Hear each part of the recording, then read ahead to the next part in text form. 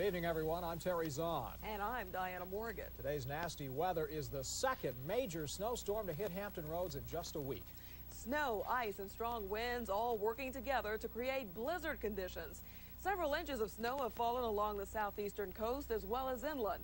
The chilly weather virtually shut down Hampton roads with all schools closing and many businesses.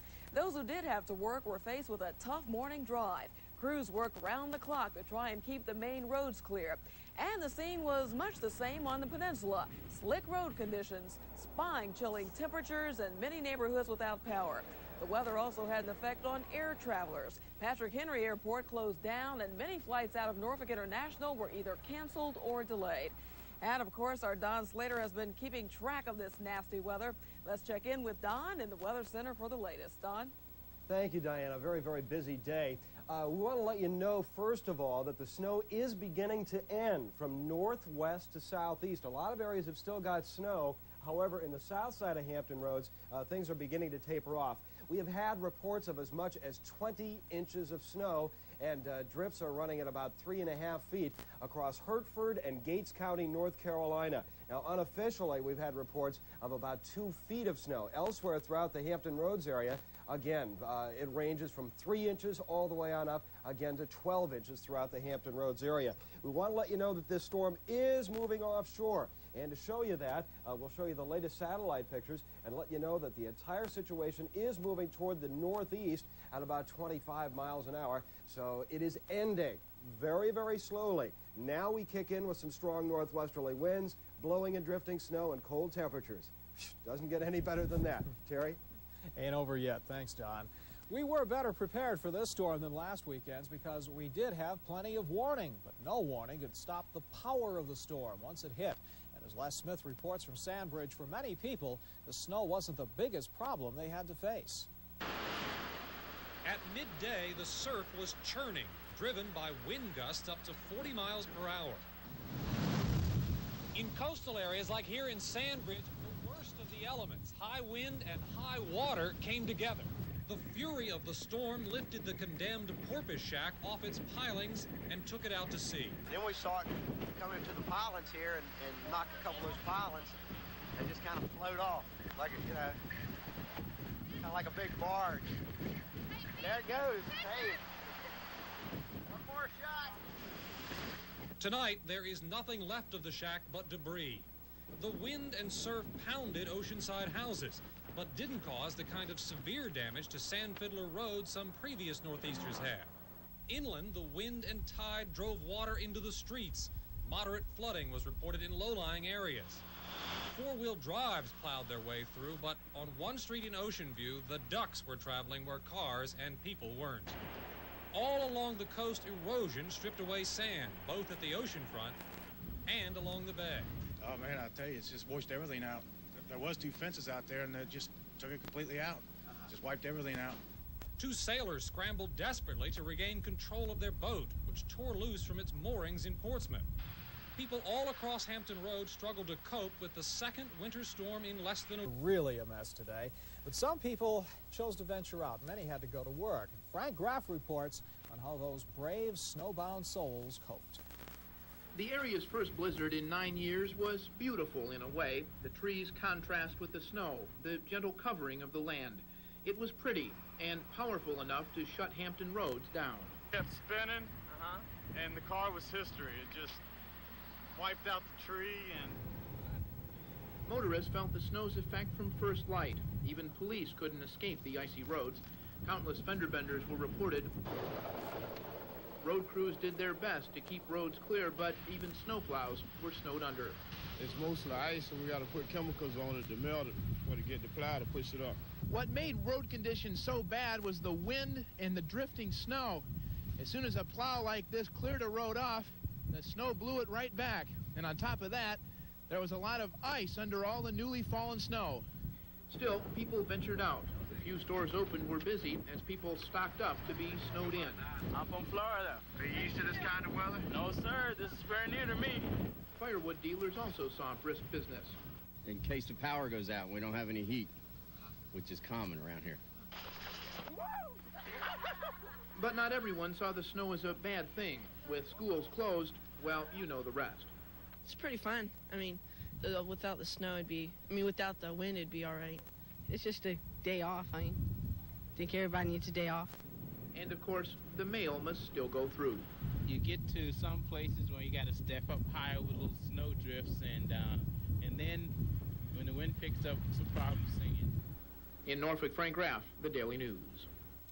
Naturally, it's tough being out on the roads in this messy weather, but there's another problem you have to worry about as well. The big chill can also be dangerous to your health. Art Franklin now joins us live to tell us about the health risks lurking in the storm. Art? You know, if you're out here for just a short time, you can feel the cold start to set in. At that time becomes lengthy. That's when it can get very dangerous. And because of that danger, emergency services at Norfolk had extra staff on hand. They fielded nearly 1,000 calls before noon, way past the normal. Those calls came from people seeking refuge from the cold. Several families were evacuated because they had no way to keep warm. But what concerned authorities the most was the risk of hypothermia. Well, the hands would become numb, the skin would turn white, they become lethargic, just don't want to move around, and then they'll sit down someplace and go to sleep, and then, of course, if it's down cold, they'll freeze. And what's the first treatment for? The treatment is just try and warm the body temperature up normally. You know, to keep warm, make sure that you dress in layers, drink plenty of hot liquids if you're inside. You can take a warm bath if you were exposed to the cold, and things get really severe, make sure you seek medical advice. Now, fortunately, we're told at hospitals like here at Portsmouth General, there have not been any major problems due to the health, so it appears that people are taking advice. Diana? That's good to hear. Thank you, Art. Get warm.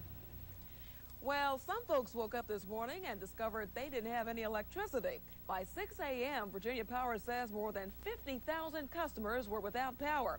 Ava Hurdle reports as crews work to restore electricity, customers cope with the problem the best they could. Let there be light, even when the power's out. John Martin pulled out an oil lamp for warmth and light. His electricity went out at 2:30 this morning, came back on, and went out again around 11. The thing about having a candle or a kerosene lamp is it'll bring up the temperature in the house. Even one candle will bring up the temperature in a room several degrees. The Martins had hoped to warm soup for lunch, but just as it started to boil, the power went off. Heavy at times snow, gradually taping off to flurries later this afternoon. William Lambie, who lives in Norfolk's Gant section near the Martins, managed to stay warm despite the outage, listening to weather reports. Worst thing is we're just without heat or hot water, can't shower or anything. High winds and blowing snow caused moisture to build up on power conductors. Some electric lines even snapped under the pressure, causing scattered outages. Virginia Power crews started responding to trouble calls as early as 2:45 this morning. Given the weather and road conditions, they found the going slow, but say they're trying to respond to the problems as fast as possible. We're trying to get people's lights back on. At 6:30 this morning, we had 50,000 customers out.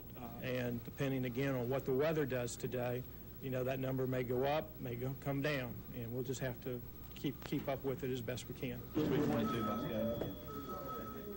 Complaint phone calls poured into Virginia Power offices this morning, but Stoneham says as long as the winds remain strong, customers can expect more scattered power outages. In Norfolk, Ava Hurdle, the Daily News. And those power outages forced many people to leave their homes for shelter, joining street people who came to a warm, dry place to escape the storm. Early this morning, Norfolk Human Service employees began opening the shelters. This one at Blair Middle School was later closed and consolidated with a second shelter.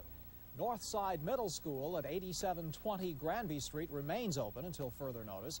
And in Virginia Beach late this afternoon, Kempsville Recreation Center at 800 Monmouth Lane was opened as a shelter. But you must take your own supply of food and bedding. The thing about it is we're going to see some blowing and drifting snow. Now, the thing about it is there are people out there going, what are you talking about? The worst is over. It's almost over. We've still got snow falling at a real steady rate. Northeast North Carolina and also parts of the ocean front are still getting some very heavy snow. But we've all had it. February has now gone into the record as the snowiest month on record. It beat March of 1980 by at least 2 inches last I heard. Now it gets very cold. We've had up to 2 feet of snow and some tidal flooding. but again, it is almost over. I've got kind of a rough representation of where the storm is right now. Now, it's off our coast. It's well off our coast, and our winds are out of the northwest. You'll notice these kind of spiral bands of white. Well, those have been kicking into our area all day today, again, with almost 2 feet of snow in some areas, and generally between about 5 inches and a foot of snow throughout most of the region. This entire storm system is moving toward the northeast. Now, what we're going to do over the next couple of minutes is take you from the past into the present and then on into the future, and we'll let you know what's coming up over the next couple of days. And it doesn't look too bad once we get past tonight. First, the past. We look at what's going on as far as that, 3 to 6 inches, but snow is still falling across much of this area along the ocean front and into northeast North Carolina. Elizabeth City has had 3 inches so far, but it is increasing as we speak. 5 to 8 inches, 8 to 12, 12 to 20 in this bright red area. Hertford, Gates County, North Carolina, winds are blowing the drifts around at up to about 4 feet. So again, some very strong winds, and even though the snow has stopped, it's going to be blown around. Now, one other thing that's gone on with all of this, I want to show you. It's kind of a wowsy map here, but during the day, during the noontime, we had north winds of 30 to 40 miles an hour with gusts at the Bay Bridge Tunnel all the way on up to 70 miles an hour. Now, what that tends to do is it tends to pile water up. We end up with beach erosion all the way down the north-facing beach to the Chesapeake Bay and on down into Virginia Beach. And, of course, we saw some of that damage in Virginia Beach at Sandbridge. As a matter of fact, we've got some pictures of it. Let's go ahead and have a look at the damage in Sandbridge. Things were really washing up all across that area, and that's why we got it, with that strong northerly wind coming in down the bay at almost 70 miles an hour. Okay, let's go to it and have a look at what we've got out there right now. Have a look at some folks having some fun in it anyway, and look at our current conditions. We've got snow, 26 degrees, but it is tapering off. Strong northwesterly winds with a wind chill of 2 below. Humidity is at 92%, and the barometer is rising. The lows are current reading 26, high today, only 38 degrees. One other note, it's going to get real cold tonight. Let the highest faucet in your house drip overnight, because if you let the highest faucet drip, it means water's running through all the pipes. Temperatures right now mostly around 25